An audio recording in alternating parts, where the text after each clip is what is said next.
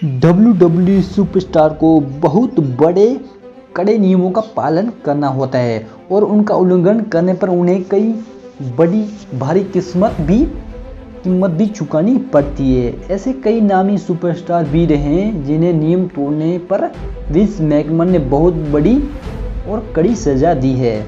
यह सभी को अपने प्रोफेशन के दायरे में रहकर काम करना होता है और वो इस दायरे से बाहर आने की कोशिश करता हैं। इनमें से किसी को सस्पेंड होना पड़ता है तो किसी पर भारी जुर्माना भी लगाया दिया जाता है।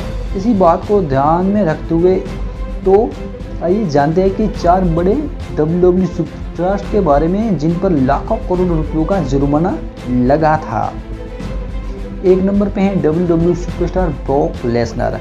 इस लिस्ट में जुड़ा सबसे नया और सबसे बड़ा नाम ब्रॉक लेसनर का है, जिन पर हाल ही में बहुत बड़ा जुर्माना लगाया गया है।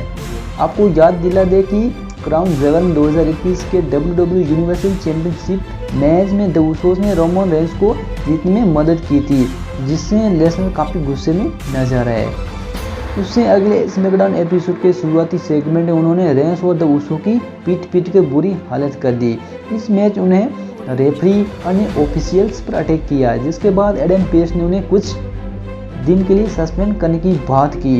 इसी बात को सुनकर लेसनर को ज़्यादा गुस्सा आ गया और उन्होंने पीएस पर भी बुरी तरह से अटैक कर दिया। पीएस पर हुई उसी अटैक के कारण WWE ने उन पर $1 मिलियन का जुर्माना लगाया, जिसे भारतीय करेंसी में तब्दील किया जाए तो करीब 7.5 करोड़ रुपये बनते हैं।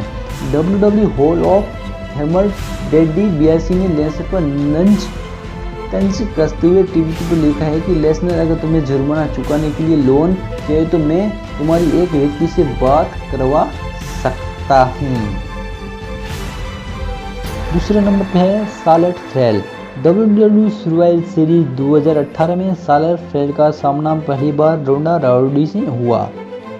Rowdy mix martial arts star भी रही है। वही शार्लेट को मौजूदा समय में सबसे बेहतरीन विमेन्स इन रिंग परफॉर्मेंस में से एक माना जाता है, इसलिए फैंस भी इस मुकाबले को देखने के उत्साहित थे। मैच जबरदस्त अंदाज से शुरू होता है, लेकिन इसका अंत द क्वीन द्वारा कैंडलस्टिक का इस्तेमाल के लिए जाने की वजह से डिस्क्वालीफाइड हो जाता है। मैच खत्म होने के बाद शार्लेट ने पहले कैंडलस्टिक से राउडी पर वार किए, फिर स्टील चेयर के नेचुरल सिलेक्शन मूव लगाया और उसके बाद राउडी के सिर को चेयर में फंसाकर स्टंप भी लगाया।